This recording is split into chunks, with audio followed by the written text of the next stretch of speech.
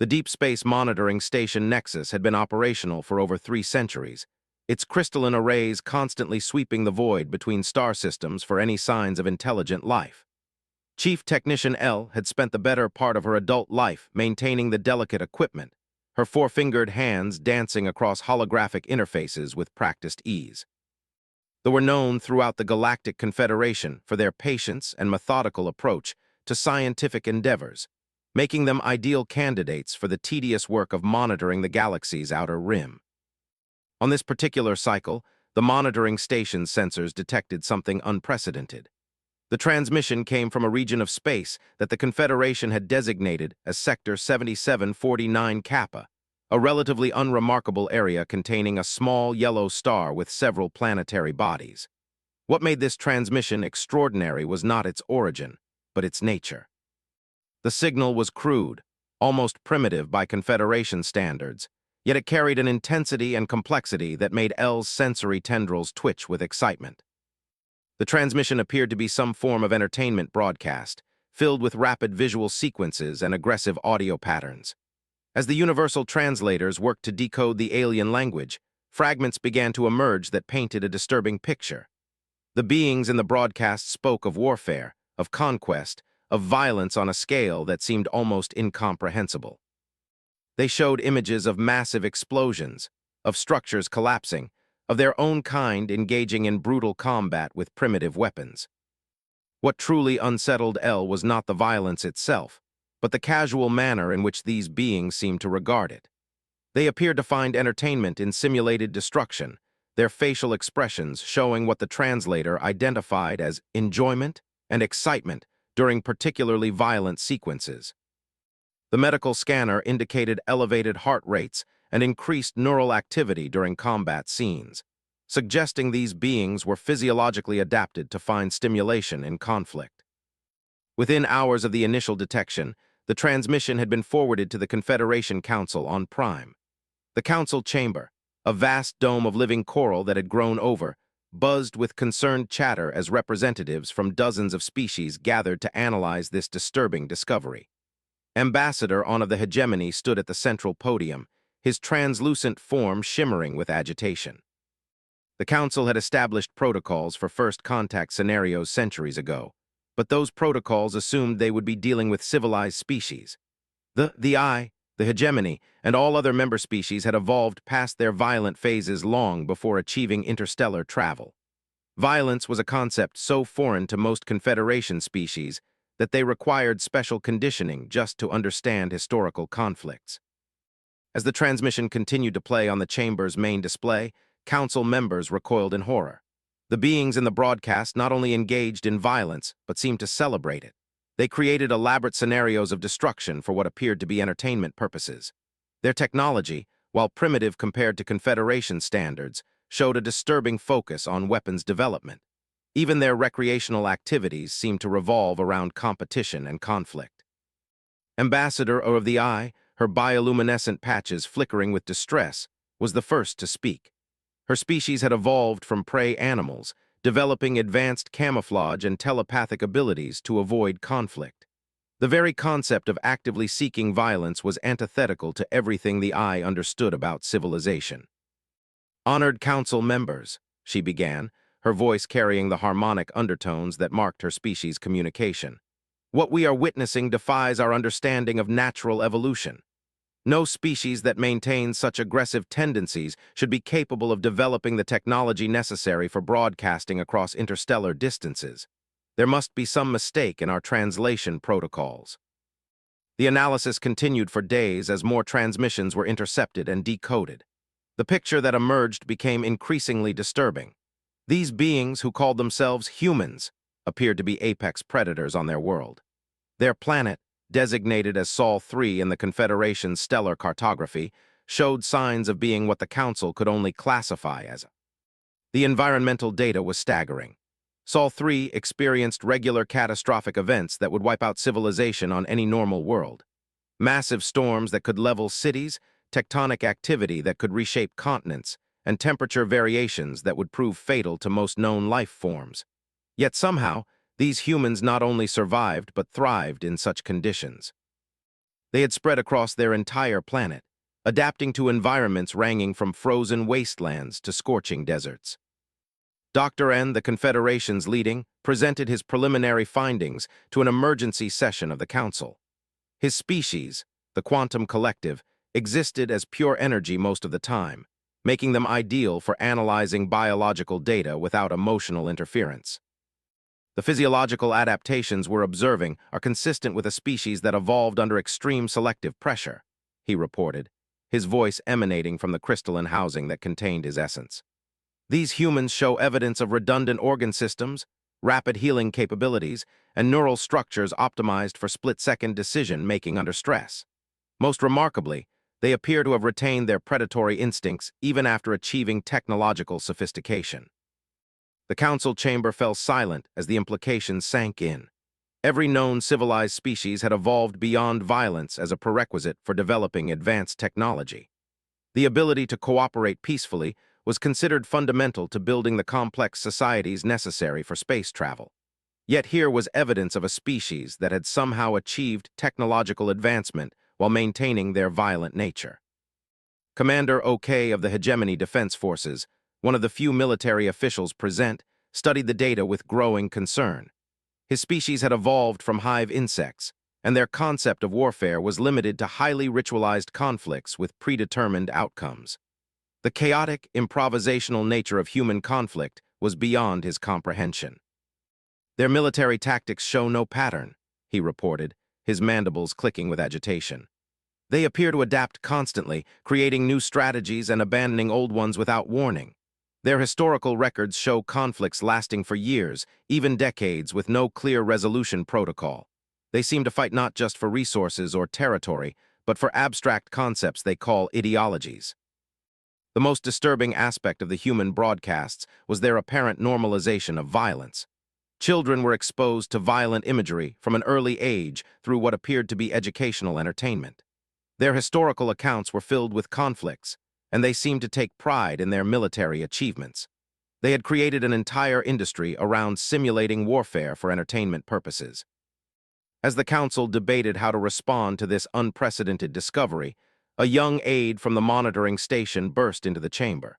Was barely past adolescence by standards, but his expertise with communication systems had earned him a position on the analysis team. "Honored council members," he announced, his voice trembling with excitement and fear, "we've intercepted a new type of transmission. It appears to be some form of military communication, and the translation protocols indicate they're discussing something they call space exploration and first contact protocols." The council chamber erupted in panic. The possibility that these violent beings might be preparing to venture beyond their world had not occurred to most members. The Confederation had always assumed that any species capable of interstellar travel would be peaceful by nature. The concept of armed beings traveling between stars was the stuff of ancient mythology. Emergency protocols were activated immediately. Warning signals were dispatched to all member worlds, advising them to increase their defensive monitoring systems. Research teams were assembled to study the human transmissions in greater detail, hoping to understand the full extent of the threat they might represent. In the weeks that followed, a clearer picture of human society began to emerge. Despite their violent tendencies, humans showed remarkable adaptability and creativity. Their technological development had progressed at an unprecedented rate, driven by what appeared to be a combination of curiosity and competition. They had overcome numerous extinction-level events on their world through sheer determination and ingenuity. Their social structures were complex and varied, with multiple competing groups coexisting on the same planet. Rather than the unified global governments common among Confederation species, humans maintained hundreds of separate political entities, each with its own goals and methods. This fragmentation seemed to fuel their technological advancement, as different groups competed to develop superior technologies. The medical analysis of human physiology revealed adaptations that bordered on the impossible. Their bone structure was dense enough to withstand impacts that would shatter the skeletons of most species. Their cardiovascular system could function under extreme stress for extended periods. Most remarkably, their brains showed evidence of what could only be described as controlled aggression circuits, allowing them to channel their violent impulses toward specific goals. Dr. N's final report to the Council painted a picture of a species unlike anything in the Confederation's experience. Humans were biological weapons platforms disguised as a civilization, apex predators who had somehow learned to cooperate long enough to build starships. They represented everything the Confederation had evolved beyond, yet they showed clear signs of preparing to join the galactic community. The Council faced an unprecedented decision. Every first contact protocol assumed they would be dealing with peaceful species. The Confederation's defensive capabilities had atrophied over centuries of peace, designed primarily to deal with natural disasters and accidents rather than deliberate aggression. If these humans proved hostile, most member worlds would be defenseless. Ambassador On called for a formal vote on the response to the human discovery. The options ranged from immediate isolation protocols that would quarantine the Sol system indefinitely, to preemptive defensive measures that would involve positioning military assets near human space. A few radical voices even suggested the possibility of eliminating the threat before it could spread. The debate raged for days as council members struggled with concepts their species had abandoned ago. The I representatives argued for complete isolation, believing that contact with such violent beings would corrupt the peaceful nature of Confederation society. The Quantum Collective favored extensive study before any action was taken, viewing humans as a fascinating anomaly worth understanding. The hegemony military faction, despite their limited experience with actual warfare, advocated for defensive preparations. As the council deliberated, the monitoring stations continued to intercept human transmissions. The broadcast showed a species on the verge of achieving faster-than-light travel, their space agencies openly discussing missions to nearby star systems. Time was running out for the Confederation to decide how to handle first contact with a species that seemed designed for war. The final vote was closer than anyone had anticipated. By a narrow margin, the Council decided to implement a limited defensive protocol while continuing to study human transmissions. A small fleet of monitoring vessels would be positioned at the edge of the Sol system, ready to relay warnings if the humans showed signs of hostile intent. Simultaneously, research teams would work to understand human psychology and develop potential communication strategies. What none of the council members realized was that their own monitoring activities had created the very situation they feared most. The deep space arrays that had detected the human transmissions were not passive receivers. They actively scanned for signals using powerful energy beams that, while undetectable to most civilizations, were easily noticed by species with advanced military sensor technology. On Earth, in an underground facility hidden beneath the mountains of Colorado, senior analyst Martinez stared at her computer screen in disbelief. The energy signature was unlike anything in their databases, clearly artificial and originating from beyond the solar system. Her hands shook as she reached for the secure communication device that would alert the highest levels of government to humanity's first confirmed contact with alien intelligence. The signal had been detected by the Deep Space Monitoring Array, a network of sensors originally designed to track potential asteroid threats.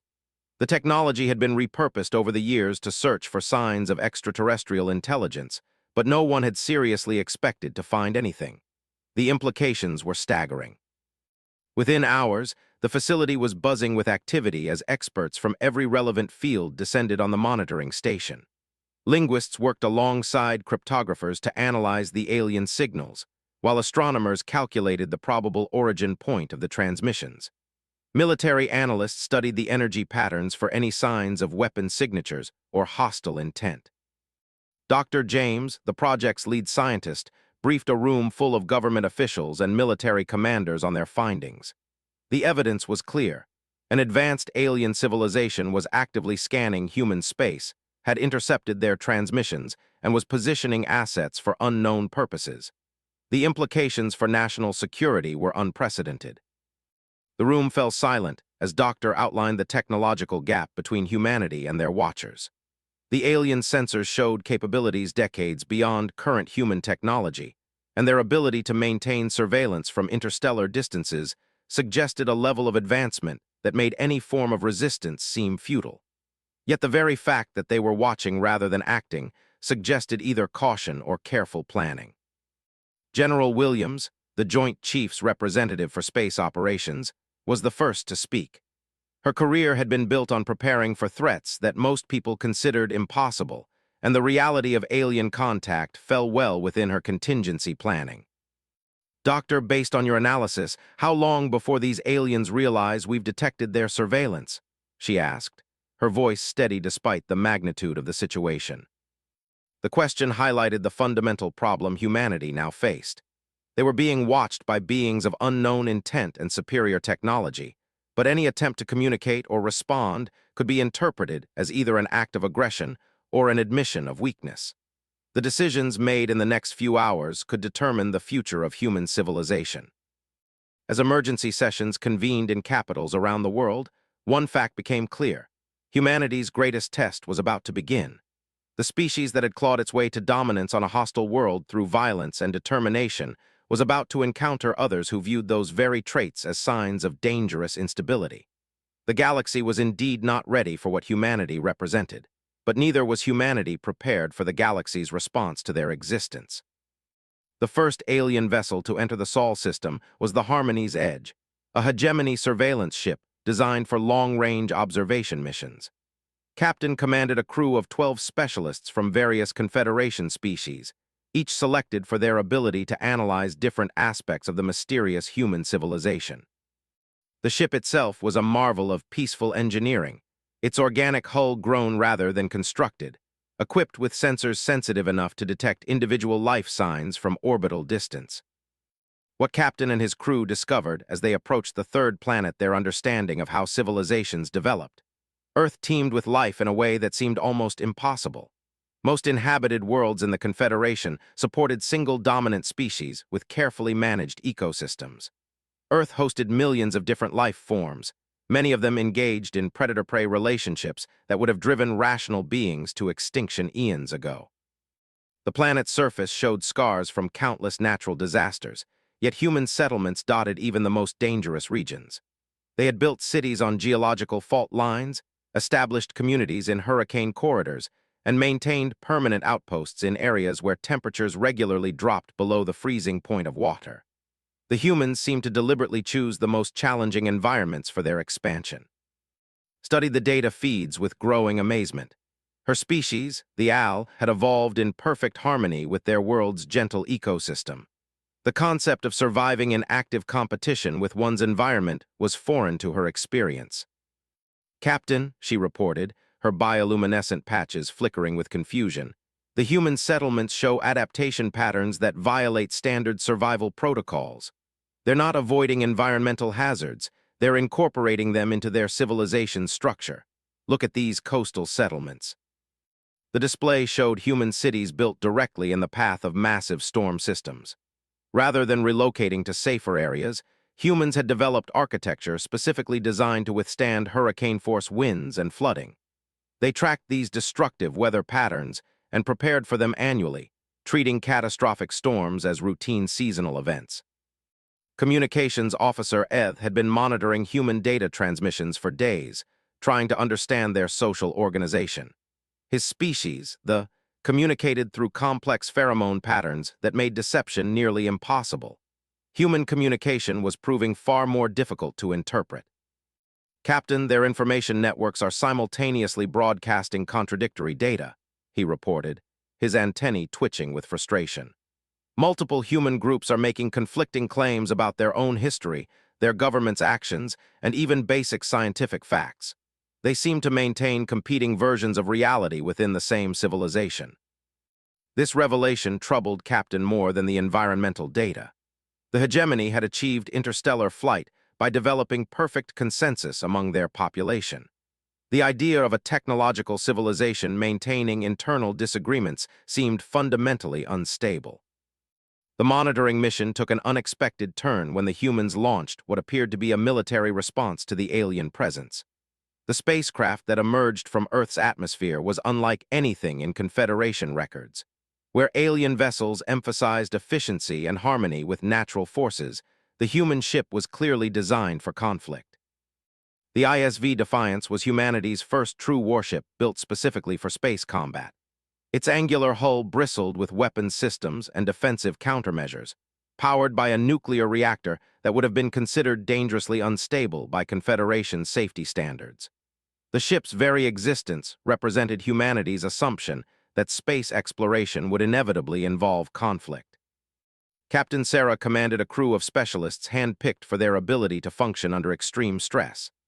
Unlike the diverse alien crew observing them, every human aboard the Defiance had extensive combat training and psychological conditioning designed to maintain effectiveness even when facing overwhelming odds. The human approach to first contact protocols shocked the alien observers. Rather than attempting to establish peaceful communication, the Defiance moved to intercept the alien vessel with weapons powered and defensive systems active. Human radar systems painted the Harmony's edge with targeting solutions, while missile batteries prepared for potential engagement. Captain's voice cut across the communication channels with characteristic human directness. "Unknown vessel, this is Captain of the Terran Defense Force. You are operating in restricted space without authorization. State your intentions and respond immediately, or we will assume hostile intent." The message sent panic through the alien crew. The humans were not only aware of their presence, but were treating the surveillance mission as an act of aggression. Worse, they were responding with military force rather than diplomatic inquiry. The aliens' peaceful civilization had no framework for understanding species that defaulted to combat readiness. Captain found himself in an unprecedented situation. Confederation first contact protocols assumed both species would approach initial meetings with caution but ultimate peaceful intent. The humans appeared to be treating the encounter as a potential military engagement from the very beginning. "Prepare emergency withdrawal protocols," ordered, his voice carrying harmonic undertones of distress. "Transmit our peaceful intentions using standard Confederation friendship signals." The response from the human ship was immediate and uncompromising. Captain's tactical officer reported that the alien vessel was charging unknown energy systems and broadcasting on frequencies that could be interpreted as targeting information. From the human perspective, the aliens were escalating the confrontation rather than de-escalating it. "Captain, we're detecting energy buildups consistent with weapon charging," Lieutenant Commander reported. "Recommend we increase our alert status and prepare for engagement." The fundamental misunderstanding between the two species quickly spiraled beyond anyone's control. The aliens' peaceful signals were interpreted by human military analysts as sophisticated electronic warfare attempts. The humans' defensive preparations appeared to the aliens as aggressive posturing that violated every principle of civilized contact. When the Harmony's edge attempted to withdraw from the confrontation, its movement patterns triggered human pursuit protocols. Military doctrine dictated that potentially hostile vessels should not be allowed to escape with intelligence about Earth's defensive capabilities. The Defiance moved to intercept, launching reconnaissance drones to maintain contact. The chase that followed became in the fundamental differences between the two civilizations. The alien vessel prioritized efficiency and harmony, its organic systems flowing through space with minimal energy expenditure. The human ship demonstrated pure aggressive persistence, its crews pushing their technology beyond recommended safety limits to maintain pursuit. Engineering teams aboard the Defiance bypassed safety protocols without hesitation, accepting increased radiation exposure and system stress to coax additional performance from their engines. The crew's willingness to accept personal risk in pursuit of mission objectives demonstrated the human military mindset that had evolved from countless conflicts on Earth. Dr. N, observing the encounter through quantum sensors aboard the alien vessel, documented behavior patterns that reinforced his worst fears about human psychology. The humans were not simply aggressive. They were intelligently aggressive, adapting their tactics in real time and demonstrating strategic thinking that incorporated acceptable losses. "They're treating this encounter as a learning opportunity," he transmitted to the Confederation Council. "Even while pursuing us, they're conducting detailed scans and analysis. They're studying our technology while simultaneously treating us as a potential threat. This level of tactical sophistication combined with aggressive instincts represents an unprecedented danger." The pursuit continued across the outer solar system, with both vessels pushing their capabilities to the limit. The humans demonstrated their species' characteristic refusal to surrender in the face of superior technology, while the aliens struggled with concepts their peaceful evolution had never prepared them to handle. The confrontation reached its climax when human pursuit forced the Harmonies Edge to make an emergency hyperspace jump to escape potential capture. The violent energy discharge from their departure damaged several of the Defiance's systems and provided human scientists with their first detailed data on faster-than-light travel technology. Captain studied the aftermath of the alien ship's escape with mixed emotions. Humanity had achieved first contact with an extraterrestrial civilization, but the encounter had ended in what could only be classified as a hostile engagement. The implications for Earth's future security were staggering. Analysis team, I want every piece of data from that encounter processed and forwarded to Earth Command immediately, she ordered. We need to understand what we're dealing with and prepare for the possibility that they'll return with reinforcements. The human response to first contact demonstrated everything the Confederation had feared about species. Rather than approaching the encounter with wonder or diplomatic curiosity, humans had immediately assessed the aliens as a potential threat and responded accordingly. They had turned first contact into a military intelligence gathering operation. Back on Earth, the encounter triggered a massive mobilization of human military and scientific resources. The evidence was undeniable. Humanity was not alone in the universe, and their first meeting with alien life had been confrontational. Government leaders around the world convened emergency sessions to address the implications. President Martinez addressed a joint session of the United Nations Security Council with unprecedented urgency. Ladies, and everything has changed. We now know that we're being watched by civilizations with technology beyond our current capabilities. Our response to this challenge will determine whether humanity survives or becomes a footnote in galactic history. The human military-industrial complex responded with characteristic efficiency and determination. Resources were reallocated from civilian projects to accelerate military space technology development. Research teams worked around the clock to reverse engineer alien technology from the sensor data collected during the encounter. Doctor's team at the Advanced Propulsion Laboratory made breakthrough discoveries by analyzing the energy signatures from the alien ship's escape. The hyperspace jump had left detectable traces that provided insights into faster-than-light travel principles. Within weeks, human scientists had theoretical frameworks for technologies that might take other species decades to develop. The speed of human technological adaptation alarmed Confederation observers monitoring Earth's communications. Reports filtered back to the Council describing a species that could reverse engineer advanced technology from limited contact and immediately apply it to military applications. The humans were not just aggressive, they were dangerously adaptable. Admiral Jackson, newly appointed as head of the Terran Defense Initiative, outlined humanity's response strategy to assembled military leaders. The plan demonstrated human strategic thinking at its most sophisticated and ruthless. Our analysis indicates that we're dealing with a peaceful civilization that has superior technology but limited military capability, he explained. Their response to our defensive posture suggests they're not accustomed to dealing with armed resistance. This gives us a narrow window of opportunity to level the playing field before they fully understand what they're facing. The human strategy involved aggressive development of space-based defensive platforms while simultaneously preparing for potential offensive operations. Unlike the aliens' assumption that superior technology guaranteed victory, humans planned for scenarios where determination and tactical flexibility could overcome technological disadvantages.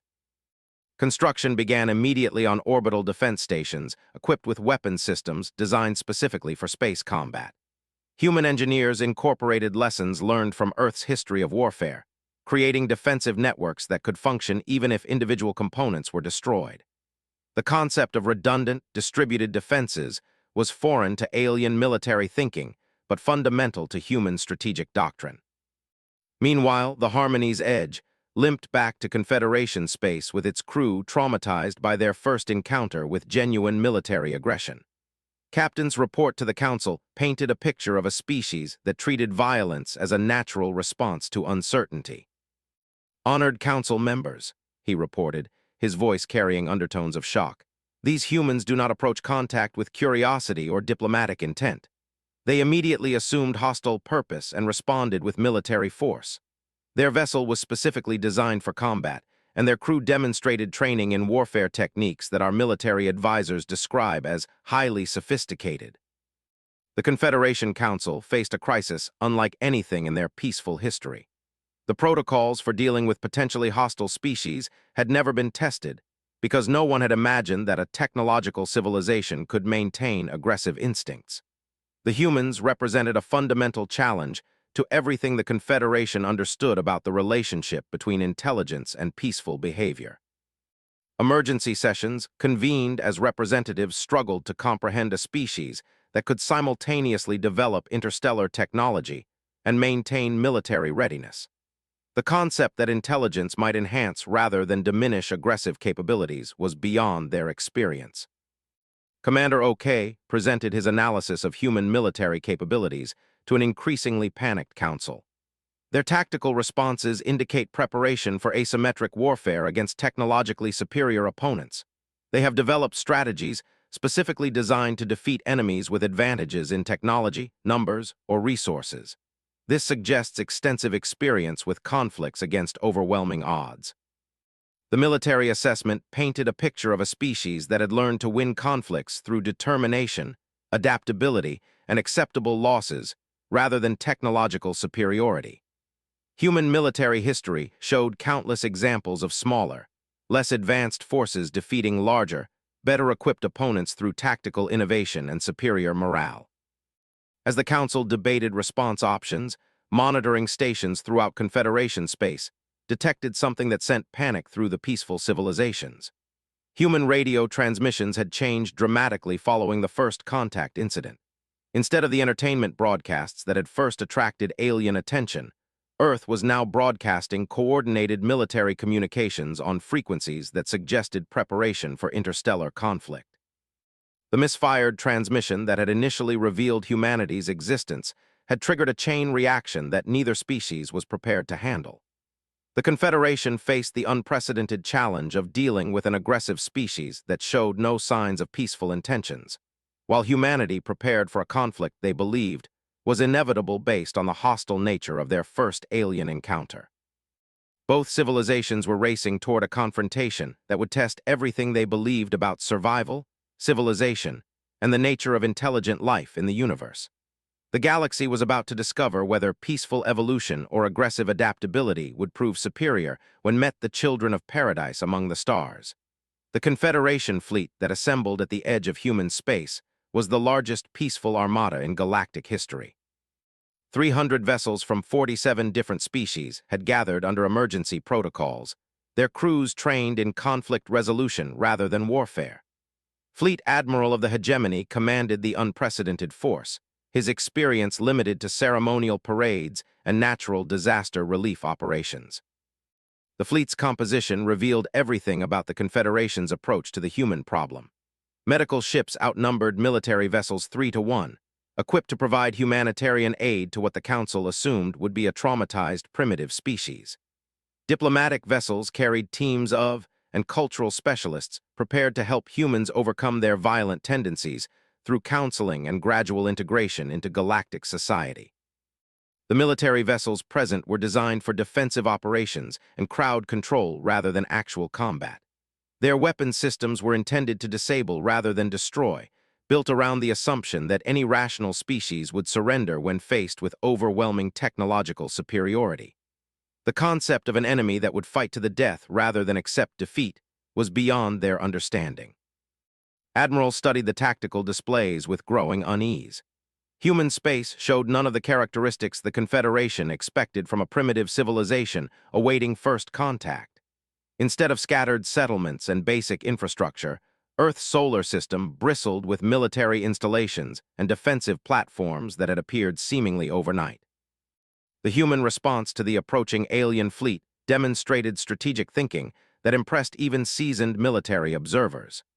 Rather than concentrating their forces around Earth, humans had established defensive positions throughout the solar system, creating overlapping fields of fire that would force any attacking fleet to engage multiple targets simultaneously.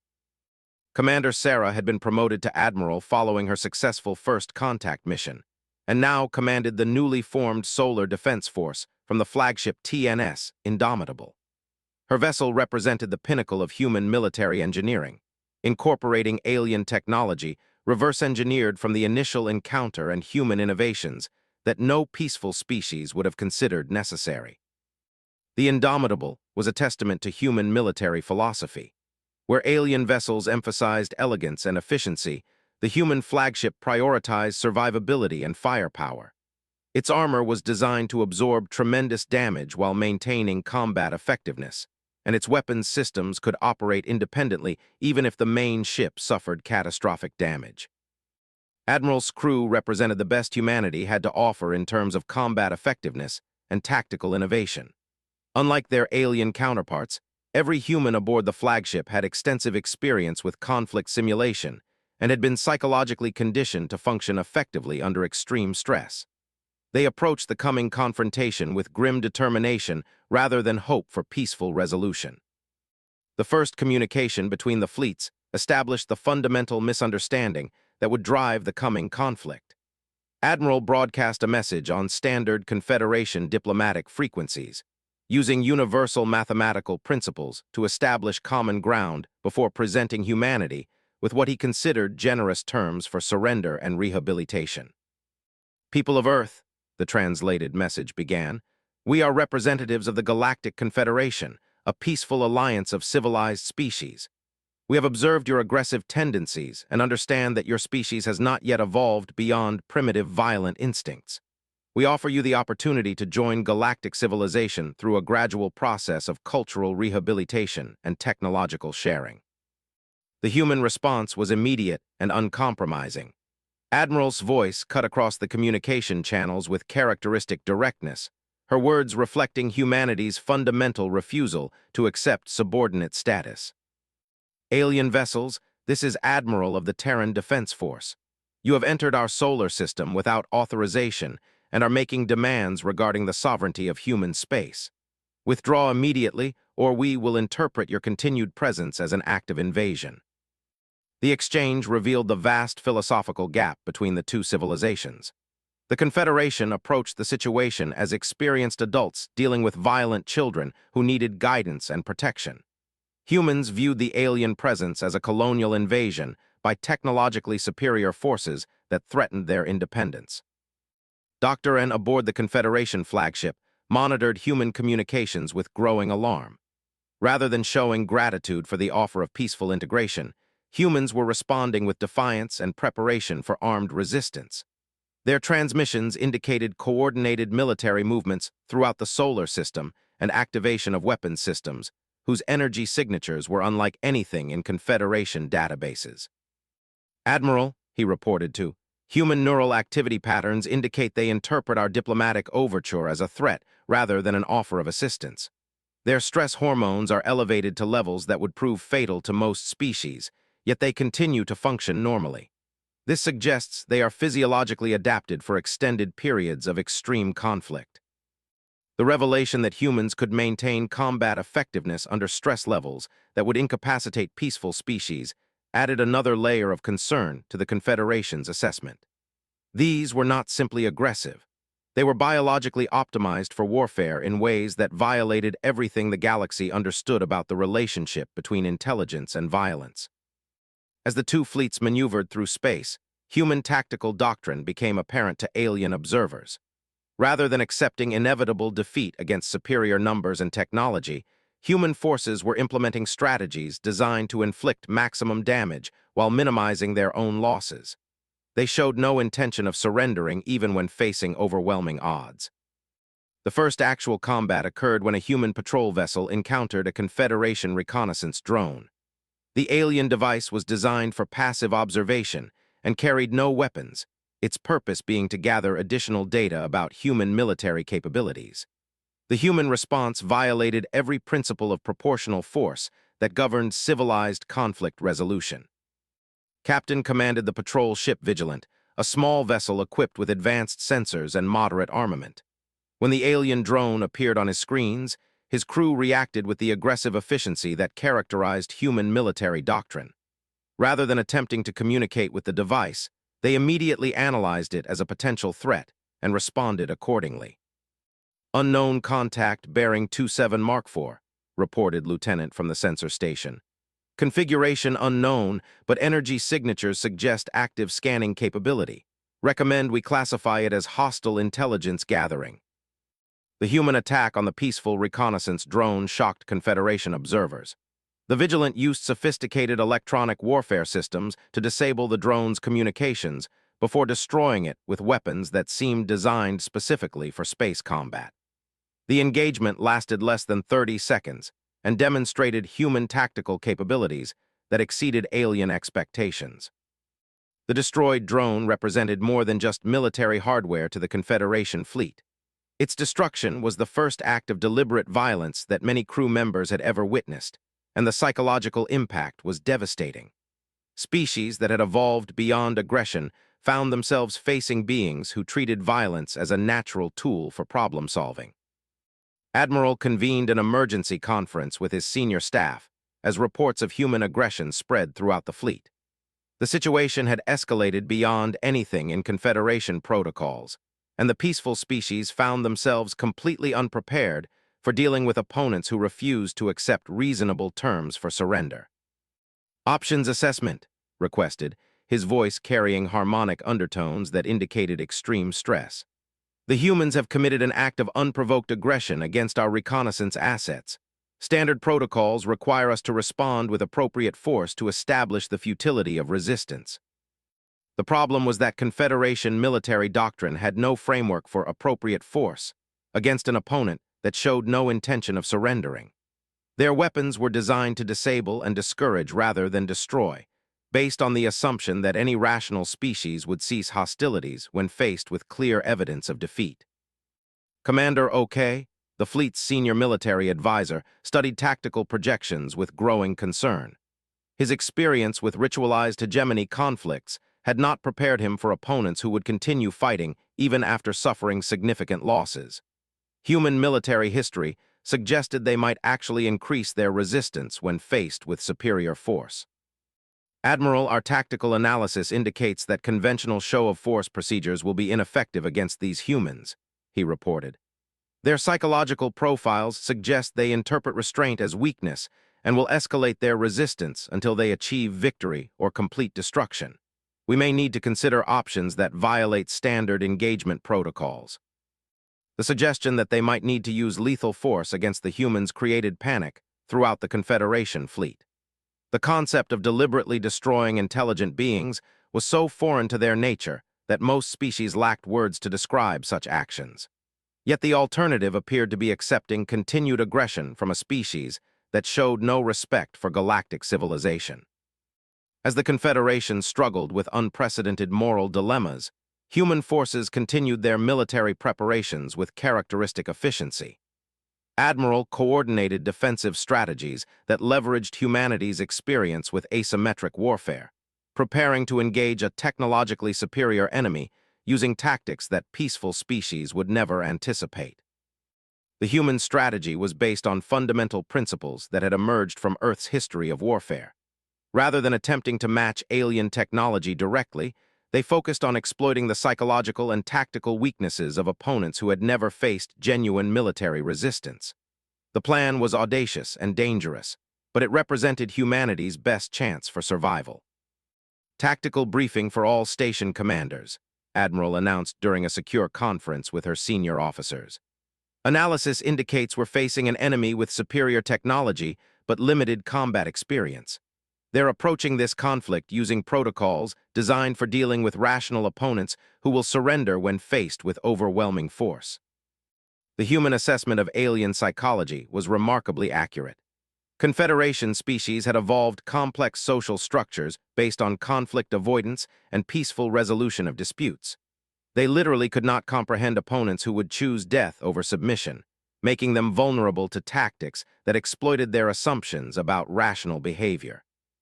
The breakthrough in understanding came when Dr. Elizabeth Reeves, humanity's leading, analyzed communication patterns from the alien fleet. Her team had been working around the clock to understand alien psychology, and their findings revealed exploitable weaknesses in Confederation military doctrine.